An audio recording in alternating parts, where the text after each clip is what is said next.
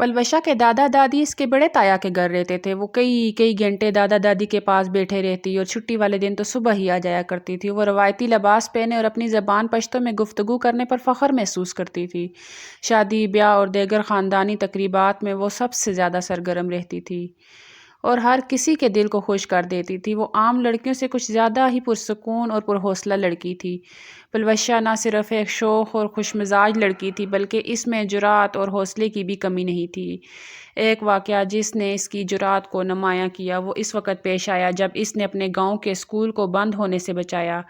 गांव के चंद अफराद स्कूल को गैर ज़रूरी समझते थे, लेकिन पलवशा ने इनके सामने दलील से बात की और इन्हें कायल किया कि तालीम हर बच्चे का हक़ है। इसकी जुरात और गुफ्तो शनीद की सलाहियत ने गांव के बड़े बूढ़ों को भी मुतासर किया। पलवशा हर किसी का दिल जीतना जानती थी। पलवशा की सबसे बड़ी खूबी ये थी कि वो अपने रिश्तों की कदर करती थी।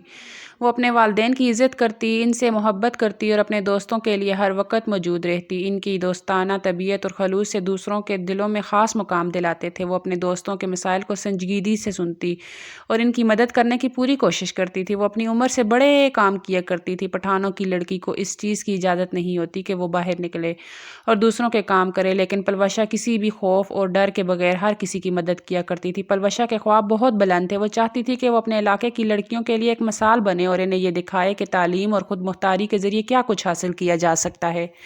इसका ख्वाब था कि वो एक दिन अपने गांव में एक ऐसा स्कूल कायम करेगी जहां लड़कियां बगैर किसी खौफ या पाबंदी के तालीम हासिल कर सकें। इसकी मुस्कुराहट में एक ख़ास कशिश थी जो दूसरों को अपनी तरफ खींच लेती थी। वो मुश्किल वक़्त में भी हार नहीं मानती थी और हमेशा एक हल तलाश करने की कोशिश करती थी। वो एक कुदरती रहनुमा थी। लोग इसकी बातों पर एतमाद करते और इसकी रहनुमाई को पसंद करते थे। पलवशा हमेशा दूसरों के लिए हमदर्दी रखती और इनकी तकलीफ़ को कम करने की कोशिश करती थी। वो शौक़ और चंचल होने के साथ साथ ज़हीन, हमदर्द और बाहिम्मत थी। पलवशा बड़ी हो रही थी। पलवशा अपने हक़ के लिए लड़ना जानती थी। वो बोलकर अपनी बातें मनवाना जानती थी। गांव में ऐसी कोई लड़की नहीं थी जिसने आज तक इंटर मुकम्मल किया हो। पलवशा ने सारे ख़ानदान से लड़कर तालीम हासिल की। पलवशा का इंटर मुकम्मल हो गया था। पलवशा ने पूरे ज़िले में पहली पोजीशन हासिल की थी। पलवशा एक दिलेर और ख़ुद मुख्तार पठान लड़की थी जिसके किरदार में रवायती गैरत, इज़्ज़त और ख़ानदान के असूलों का एहतराम शामिल था। मगर वो एक आज़ाद रूह थी जो अपने ख्वाबों और ख्वाहिशों को हकीकत में बदलने का हौसला रखती थी। एक दिन ऐसा वाक़या पेश आया जिसने इसकी ज़िंदगी को हमेशा के लिए बदल के रख दिया।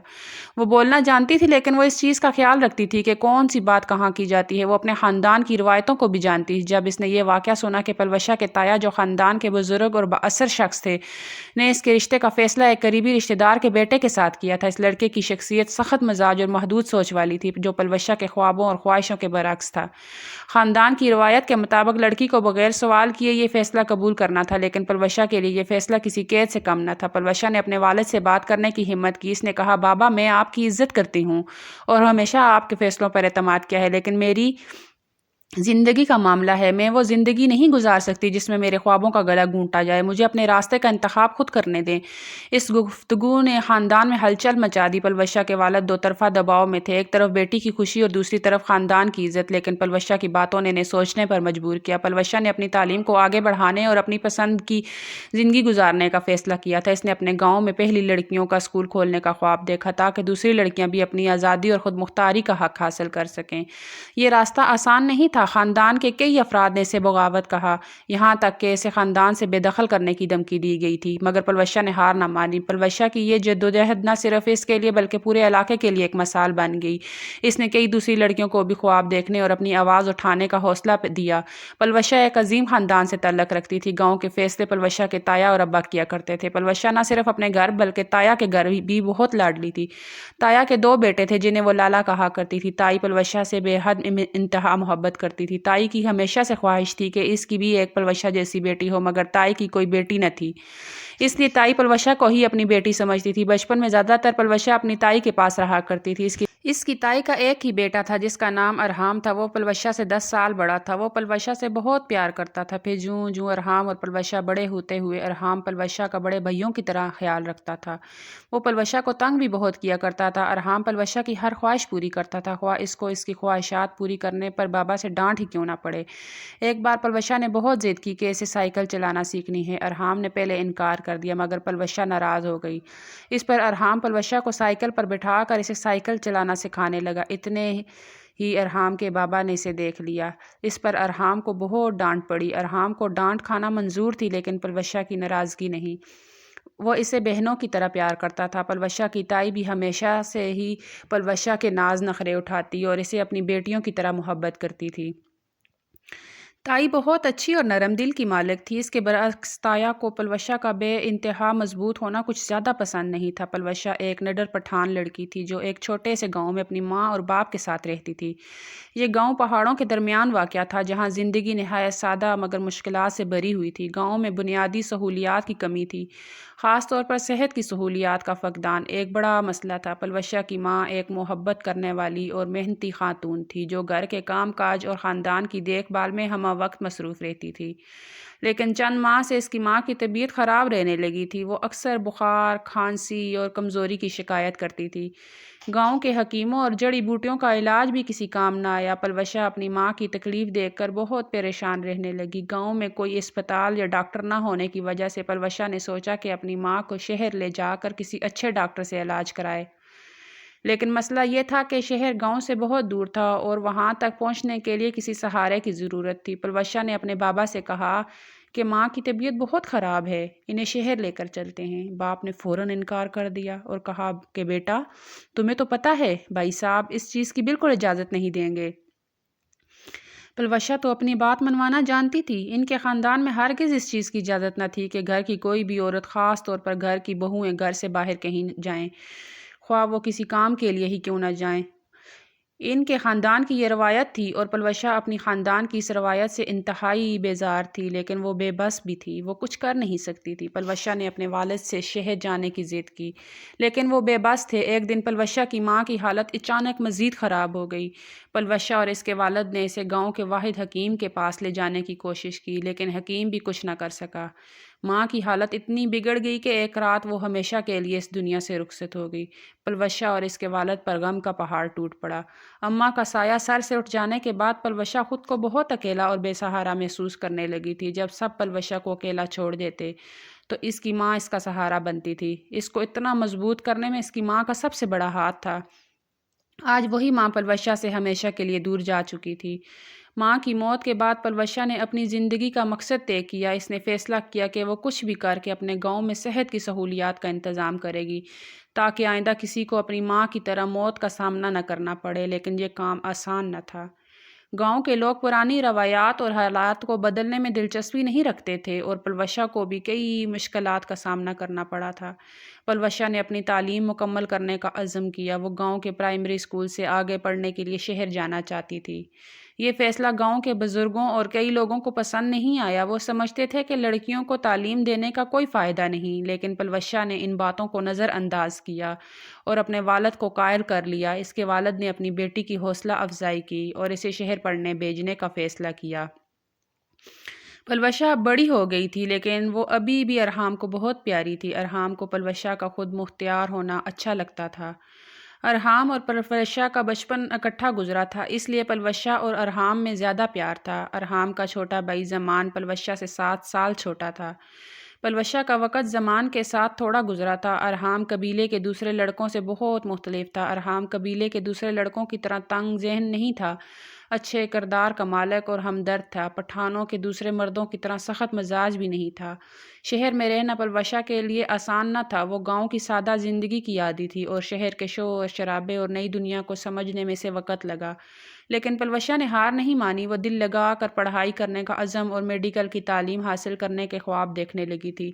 پلوشہ باہمت لڑکی تھی جس کے دل میں ہمیشہ سے تعلیم حاصل کرنے کا خواب تھا، لیکن وہ ایک ایسے قبائلی ماحول میں پلی بڑھی تھی جہاں لڑکیوں کی تعلیم کو برا سمجھا جاتا تھا۔ گاؤں کے بزرگ اور خاص طور پر اس کے تائے جو کہ گاؤں کے روایتی اصولوں کے سخت حمایتی تھے، لڑکیوں کی تعلیم کو غیر ضروری اور نامناسب سمجھتے تھے۔ پلوشہ کے والد ایک مختلف سوچ کے حامل انسان تھے۔ وہ جانتے تھے کہ تعلیم انسان کو آگے بڑھنے کا موقع فراہم کرتی ہے اور یہ کہ ان کی بیٹی میں بہت قابلیت ہے۔ وہ اپنی بیٹی کو ایک روشن مستقبل دینا چاہتے تھے، اس لیے انہوں نے پلوشہ کی خواہشات کو نظر انداز کرنے کی بجائے اس کا ساتھ دینے کا فیصلہ کیا تھا۔ جب پلوشہ نے گاؤں کے اسکول میں اپنی بنیادی تعلیم مکمل کی تو آگے پڑھنے کی ضرورت پیش آئی۔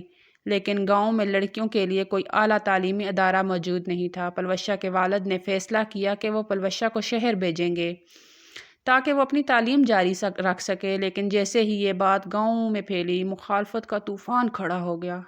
ارحام نے بھی اپنے والد کو سمجھانے کی کوشش کی، مگر سب ناکام تھا۔ پلوشہ کے تایا کو صرف اپنی روایات قائم رکھنا تھا۔ پلوشہ کے تائے سردار زرق خان نے اس فیصلے کو قبیلے کی روایات کے خلاف قرار دیا اور پلوشہ کے والد کو سخت تنبیہ کی کہ انہوں نے گاؤں کی پنچایت بلائی اور پلوشہ کے والد کو عوام کے سامنے شرمندہ کرنے کی کوشش کی۔ ہماری بیٹیوں کا کام گھر سنبھالنا ہے، نہ کہ شہر جا کے غیر مردوں کے درمیان پڑنا، زرق خان نے غصے سے کہا۔ پلوشہ کے والد نے پنچایت کے سامنے صاف الفاظ میں کہا، تعلیم ہر انسان کا حق ہے، چاہے وہ لڑکا ہو یا لڑکی۔ میں اپنی بیٹی کو اس حق سے محروم نہیں کروں گا۔ ان کے اس بیان نے نہ صرف گاؤں والوں کو حیرت میں ڈال دیا، بلکہ ان کے اور ان کے بھائی زرق خان کے درمیان تلخی کو بھی بڑھا دیا۔ یہ حوصلہ بھی ان میں پلوشہ نے پیدا کیا تھا۔ زرق خان نے پلوشہ کے والد کو دباؤ میں لانے کے لیے خاندان کے بزرگوں کو بھی ان کے خلاف کر دیا۔ انہیں دھمکایا گیا کہ اگر انہوں نے اپنی بیٹی کو شہر بھیجا تو انہیں قبیلے سے نکال دیا جائے گا۔ اس مخالفت کی شدت بڑھتی گئی۔ اس تمام دباؤ کے باوجود پلوشہ نے ہار نہیں مانی۔ وہ جانتی تھی کہ تعلیم حاصل کرنا صرف اس کی خواہش نہیں بلکہ اس کی ضرورت ہے۔ وہ اپنے والد کی حامی رہی اور ان سے کہا، بابا، میں جانتی ہوں کہ آپ میرے لیے کتنی قربانیاں دے رہے ہیں۔ میں وعدہ کرتی ہوں کہ آپ کو کبھی شرمندہ نہیں ہونے دوں گی۔ پلوشہ نے ایک گرلز کالج میں داخلہ لے لیا۔ وہاں کی زندگی گاؤں سے بالکل مختلف تھی۔ ابتدائی دنوں میں سے کافی مشکلات کا سامنا کرنا پڑا، لیکن اس نے اپنے والد کے حوصلے کو دیکھتے ہوئے ہر چیلنج کا سامنا کیا۔ پلوشہ نے نہ صرف اپنی تعلیم میں بہترین کارکردگی دکھائی۔ پلوشہ کو کالج جاتے ہی ابھی 1 سال ہوا تھا کہ اس کے والد کو بہت سی مشکلات کا سامنا کرنا پڑ رہا تھا۔ پلوشہ کے والد بالکل اکیلے رہ گئے تھے۔ پلوشہ 1 ہفتے بعد گھر آیا کرتی تھی۔ تایا کے خلاف جا کر پلوشہ کو کالج ایڈمیشن کروایا تھا، اس لیے ان کے تعلقات اب تایا سے بھی کچھ اچھے نہ رہے۔ پلوشہ کو اپنے بابا کی بہت فکر ہوا کرتی تھی۔ پلوشہ شہر ہاسٹل میں رہا کرتی تھی۔ وہ بہت محنت کرتی تھی، مگر اس کا دھیان ہر وقت اپنے بابا میں رہتا تھا کہ نہ جانے وہ اکیلے کیا کرتے ہوں گے۔ اس ہفتے جب پلوشہ شہر سے آئی تو وہ تائی سے ملنے ان کے گھر آئی تھی۔ تائی نے پلوشہ کو بہت پیار کیا اور کہا، میں تو تمہارا چہرہ دیکھنے کو ترس گئی تھی، مجھے ملنے تو آیا کرو۔ مجھ سے کیسی ناراضگی بیٹا؟ ماں کے بعد پلوشہ ہر بات تائی سے کیا کرتی تھی۔ تائی بھی پلوشہ کو ماں جیسا پیار دیا کرتی تھی۔ پلوشہ نے تائی کو بتایا کہ میں بہت پریشان رہتی ہوں، میرا ہر وقت خیال بابا میں رہتا ہے۔ تائی نے پلوشہ کو بتایا، میں نے تو بہت بار تمہارے بابا سے کہا ہے کہ ہمارے پاس ہی رہا کریں، مگر وہ ہر بار انکار کر دیتے ہیں اور کہتے ہیں کہ میں بالکل ٹھیک ہوں، مجھے اکیلے رہنے میں کوئی مسئلہ نہیں۔ تائی نے پلوشہ سے کہا کہ میری مانو تو اپنے بابا کی دوسری شادی کروا دو۔ تمہاری خالہ بھی کچھ عرصہ پہلے ہی بیوہ ہوئی ہیں، انہیں بھی سہارا مل جائے گا اور تمہیں اپنے بابا کی فکر بھی نہیں رہے گی۔ پلوشہ نے سمجھنے والے انداز میں ہاں کہا۔ پلوشہ کافی دیر بیٹھ کر اب گھر جانے لگی تھی، تب ہی سامنے سے ارحام آیا۔ ارحام پلوشہ کو دیکھ کر بہت خوش ہوا۔ پلوشہ بڑی ہو گئی تھی، لیکن وہ ارحام کے لیے ابھی بھی چھوٹی سی ہستی، مسکراتی، ضد کرتی ہوئی چھوٹی سی پلوشہ تھی۔ ارحام نے پلوشہ سے کہا کہ آؤ بیٹھو، جا رہی ہوں۔ اتنی جلدی؟ پلوشہ نے کہا، لالا مجھے بہت دیر ہو گئی ہے، بابا انتظار کرتے ہوں گے، اب میں چلتی ہوں۔ ارحام نے کہا، اچھا، شہر سے کب آئی تھی؟ لالا آج ہی آئی تھی۔ پلوشہ نے کہا، اچھا، جب جانا ہوا تو مجھے بتانا، میں چھوڑ آؤں گا۔ پلوشہ مسکرا کر ہاں کہتی ہوئی گزر گئی۔ پلوشہ ساری رات تائی کی کہی ہوئی بات کو سوچتی رہی کہ اس میں کوئی برائی بھی نہیں ہے۔ پلوشہ نے اپنے بابا سے بات کی کہ میں آپ کی وجہ سے بہت پریشان رہتی ہوں کہ آپ گھر اکیلے رہتے ہیں، اس لیے پلوشہ نے کہا کہ آپ دوسری شادی کر لیں۔ پہلے تو اس کی یہ بات اس کے والد کو بہت عجیب لگی، لیکن وہ خود بھی بہت مشکل کا شکار تھے، اس لیے انہوں نے پلوشہ کے فیصلے میں حامی بھری۔ اس طرح یہ بات گھر کے بزرگوں میں آئی۔ انہوں نے پلوشہ کی خالہ کی شادی پلوشہ کے بابا سے کروا دی۔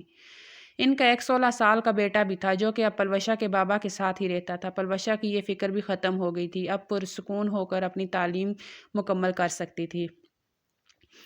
اب اسے لگتا تھا کہ اس کی زندگی میں کوئی پتھر حائل نہیں ہوگا، مگر پلوشہ اب اپنے بابا کی تنہائی سے تو بے فکر ہو گئی تھی، مگر پلوشہ بابا کے تعلقات کچھ ٹھیک نہیں چل رہے تھے۔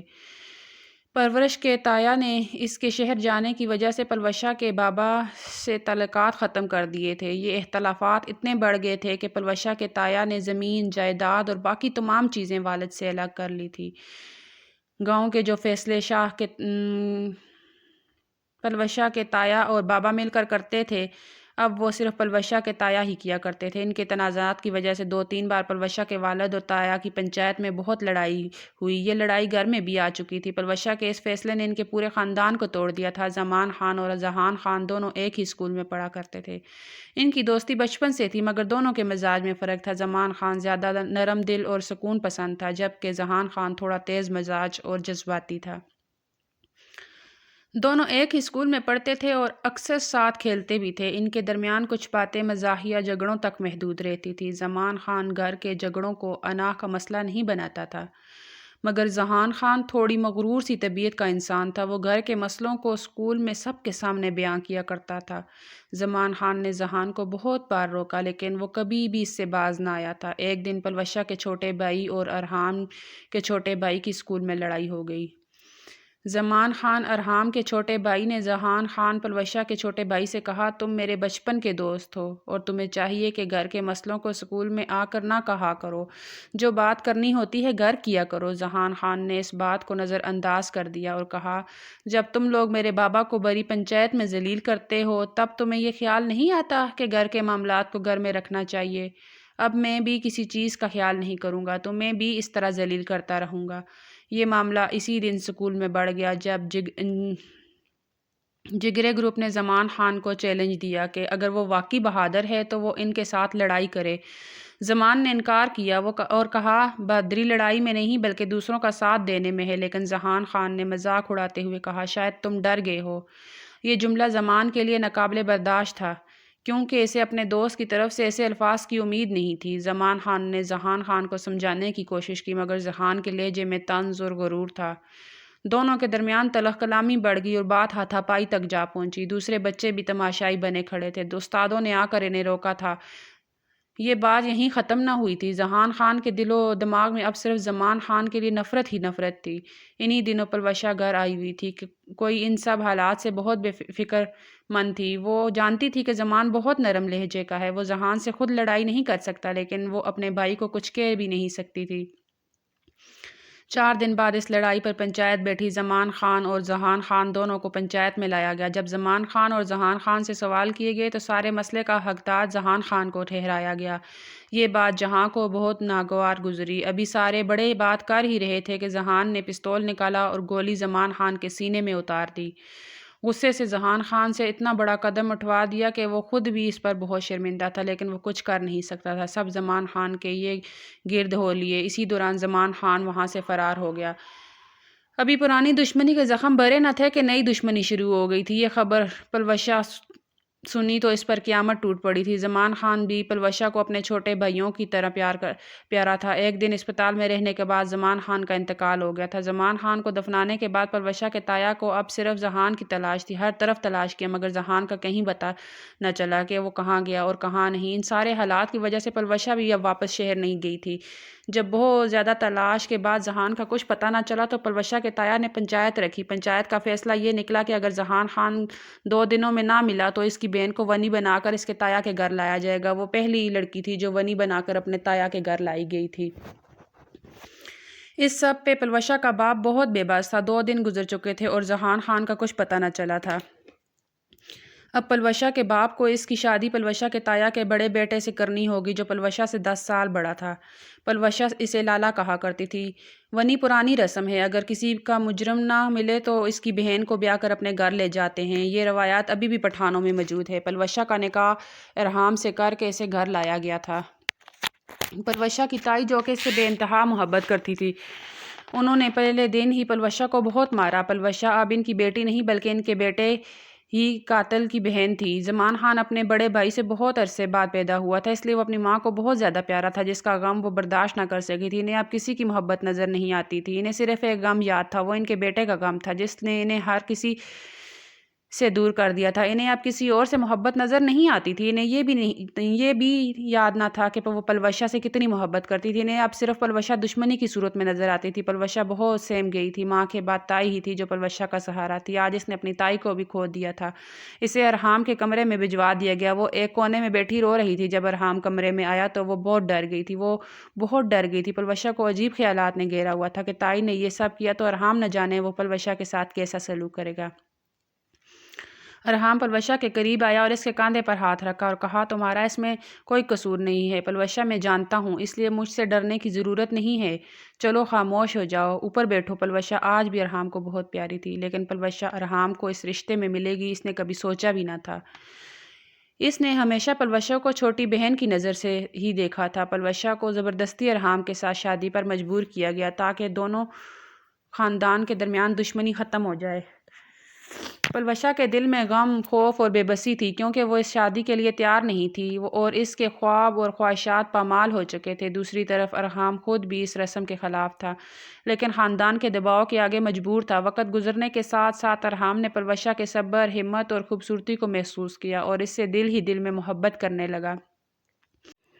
وہ اپنی محبت کا اظہار کرنے سے ہچکچاتا تھا کیونکہ وہ جانتا تھا کہ پلوشہ کو اس شادی سے کتنی تکلیف ہوئی ہے۔ ارحام نے پلوشہ کو اپنے عمل اور رویے سے اپنی محبت کا احساس دلانے کی کوشش کی۔ ارحام کی ماں، جو دشمنی کی پرانی باقیات سے بھرپور تھی، پلوشہ کو ہر وقت طعنے دیتی اور اس پر ظلم کرتی۔ وہ اسے خاندان کی عزت خراب کرنے والی اور دشمن خاندان کی نمائندہ سمجھتی تھی۔ تائی اکثر پلوشہ کو کھانے پینے سے محروم رکھتی، اس پر سخت کام ڈالتی اور دوسرے گھر والوں کے سامنے اسے ذلیل کرنے کی کوشش کرتی۔ پلوشہ ان تمام ظلم و ستم کو صبر و تحمل سے برداشت کرتی رہی۔ اس نے اپنے دل میں ایک امید رکھی کہ شاید وقت کے ساتھ چیزیں بہتر ہو جائیں۔ اس کا صبر ارحام کو مزید متاثر کرتا رہا اور وہ پلوشہ کے لیے اپنی محبت میں مزید گہرا ہوتا گیا۔ ایک دن تائی نے پلوشہ پر جھوٹا الزام لگا کر اسے گھر سے نکالنے کی دھمکی دی۔ ارحام نے اپنی ماں کے اس رویے کے خلاف آواز اٹھائی اور سب کے سامنے اعلان کیا کہ پلوشہ اس کی بیوی ہے اور وہ اسے کسی بھی صورت میں نقصان پہنچانے کی اجازت نہیں دے گا۔ یہ پہلا موقع تھا جب ارحام نے کھل کر اپنی محبت اور حمایت کا اظہار کیا۔ ارحام نے پلوشہ کو اعتماد دلایا کہ وہ اس کا ہمیشہ ساتھ دے گا اور اسے اس روایت کے دائرے سے آزاد کرنے کی کوشش کرے گا۔ اس کے اس عمل نے نہ صرف پلوشہ کے دل میں ارحام کے لیے محبت پیدا کی بلکہ خاندان کے دوسرے افراد کو بھی اپنے رویے پر نظر ثانی کرنے پر مجبور کیا۔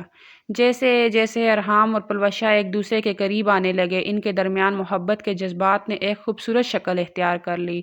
ارحام کا رویہ، اس کی فکر اور خلوص نے پلوشہ کے دل میں بھی محبت کے جذبات کو جگا دیا۔ ایک دن پلوشہ شدید بیمار ہو گئی۔ تائی نے نہ صرف اسے نظر انداز کیا بلکہ مزید کام کرنے کا حکم دے دیا۔ ارحام نے یہ دیکھا تو وہ فوراً اس کی مدد کے لیے آگے آیا۔ وہ رات بھر جاگتا رہا، پلوشہ کے ماتھے پر پٹیاں رکھتا اور اس کی دعا کا خیال رکھتا رہا تھا۔ یہ خلوص اور دیکھ بھال دیکھ کر پلوشہ کے دل میں ارحام کے لیے مزید محبت گہری ہونے لگی تھی۔ ارحام نے پلوشہ کی خاموشی، خواہشات کو محسوس کرنا شروع کر دیا۔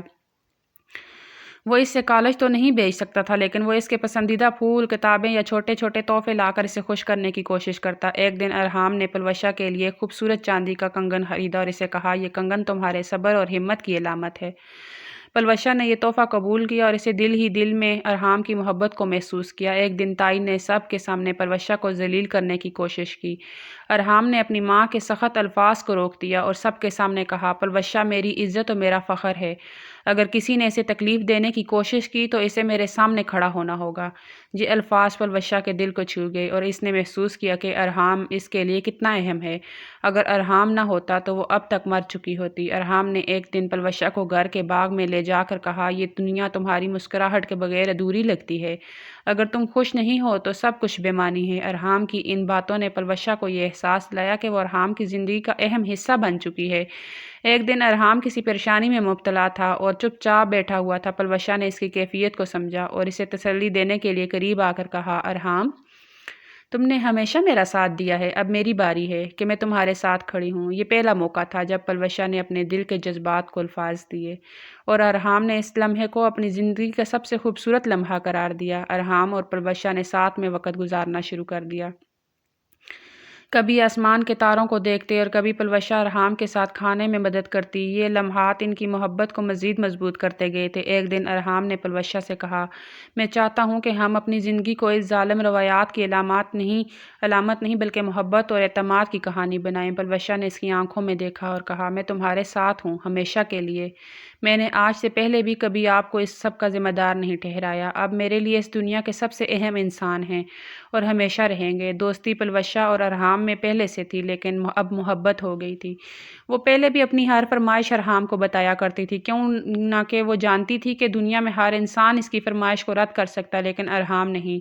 خاندان کے تنازعات کی وجہ سے وہ اپنے بابا سے نہیں ملتی تھی۔ آج اس کا بہت دل تھا کہ وہ اپنے بابا سے ملے۔ اس نے ارحام سے کہا کہ اگر میں خواہش کروں تو آپ پوری کریں گے؟ ارحام نے کہا کہ تمہارے لیے جان بھی حاضر ہے، تم حکم کر کے دیکھو، میں اپنی جان بھی تمہارے قدموں میں رکھ دوں گا۔ پلوشہ نے ارحام سے فرمائش کی کہ اسے اپنے بابا سے ملنا ہے۔ ارحام پلوشہ کی بات سن کر سوچ میں پڑ گیا کہ وہ کیا کرے۔ وہ پلوشہ کی بات کو رد نہیں کر سکتا تھا اور نہ وہ اپنے بابا کے خلاف جا کر پلوشہ کو اس کے بابا سے ملا سکتا تھا۔ ارحام نے سوچنے کا وقت لیا اور کہا میں جلدی ہی تمہیں بتا دوں گا۔ ارحام بچپن سے ہی پلوشہ کی ہر بات مانا کرتا تھا، خواہ اس کو اس پر ڈانٹ ہی کیوں نہ سننی پڑے۔ پلوشہ اپنی تائی کے اس رویے سے تائی سے بالکل بدگمان نہ تھی۔ وہ تائی کے غم کو سمجھ سکتی تھی۔ وہ جانتی تھی کہ انہوں نے اپنی اولاد کھوئی ہے اور انہیں اس کا بہت غم ہے۔ وہ تائی سے اب بھی اتنی ہی محبت اور پیار کیا کرتی تھی۔ وہ سوچتی تھی کیا ہے اگر تائی ایسا کرتی ہیں، وقت گزرے گا تائی کا غم بڑھ جائے گا، وہ پلوشہ سے اسی طرح محبت کرنے لگیں گی جس طرح پر وہ پلوشہ سے بچپن سے محبت کرتی ہیں۔ اس امید پر پلوشہ تائی کی ہر بات کو برداشت لیا کرتی تھی۔ پلوشہ نے آج تک تائی سے کبھی بدتمیزی نہ کی تھی۔ تائی لاکھ ظلم کرتی لیکن پلوشہ نے کبھی زبان سے کوئی برے الفاظ ادا تک نہ کیے تھے۔ پلوشہ کا یہ رویہ مد نظر رکھتے ہوئے تائی کے دل میں بھی اب نرمی پیدا ہونے لگی تھی۔ وہ وہی پلوشہ تھی جسے بچپن سے لے کے اب تک تائی نے اپنی بیٹیوں کی طرح محبت کی تھی، اور وہ دشمنی کی نفرت اور آگ میں اتنا آگے چلی گئی تھی کہ انہیں اپنی پلوشہ سے کیا ہوا بچپن کا پیار محبت بھی یاد نہ آتا تھا۔ لیکن وہ اب کچھ بدلنے لگی تھی۔ وہ پلوشہ سے اب پہلے سے کچھ نرم رویہ اختیار کرنے لگی تھی۔ وہ اپنے رویوں پر شرمندہ بھی ہونے لگی تھی، لیکن ان کے پاس نہ الفاظ تھے کہ معافی مانگ سکیں۔ اس عرصہ میں پلوشہ کے تایا بہت زیادہ بیمار ہو گئے اور ان کی موت واقع ہو گئی، جس کو تائی نے بہت ہی توڑ کے رکھ دیا تھا۔ پہلے بیٹے کی موت اور اب شوہر کی موت نے ان کے ہوش ہی اڑا دیے تھے۔ ارحام کو پلوشہ کی حالت کا اندازہ تھا اور وہ ہمیشہ اس کی مدد کرنے کی کوشش کرتا رہا تھا۔ وہ اپنی ماں کو سمجھانے کی بار بار کوشش کرتا کہ پلوشہ اس سب کی قصوروار نہیں ہے، بلکہ وہ ایک معصوم بچی ہے جسے ان روایات کا نشانہ بنایا گیا ہے۔ پلوشہ نے تمام زیادتیاں صبر اور خاموشی سے برداشت کی۔ وہ ہمیشہ گھر کے کاموں میں اپنا حصہ ڈالتی اور کسی قسم کی شکایت نہ کرتی۔ اس کا نرم اور معصوم رویہ گھر کے دیگر افراد کو متاثر کرنے لگا۔ ایک دن تائی شدید بیمار ہو گئی اور ان کے لیے روزمرہ کے کام کرنا مشکل ہو گیا۔ اس موقع پر پلوشہ نے اپنا سارا وقت ان کی خدمت میں لگا دیا۔ اس نے دن رات ان کی دیکھ بھال کی، دعائیں دی اور ان کا خیال رکھا۔ یہ دیکھ کر تائی کا دل نرم ہونے لگا۔ ارحام نے اپنی ماں کو یہ باور کرایا کہ پلوشہ نے اپنی تمام زیادتیوں کو بلا کر ان کی خدمت کی اور وہ اس عزت کی مستحق ہے جو ایک بیٹی یا بہو کو ملنی چاہیے۔ ایک دن جب تائی سے حجاب ہو رہی تھی، انہوں نے پلوشہ کو اپنے پاس بلایا۔ ان کی آنکھوں میں ندامت کے آنسو تھے۔ انہوں نے کہا کہ پلوشہ، میں نے تمہارے ساتھ بہت زیادتی کی، تم نے میری ہر بدسلوکی کے جواب میں صبر دکھایا اور آج میری خدمت کر کے مجھے احساس دلایا کہ میں کتنی غلط تھی۔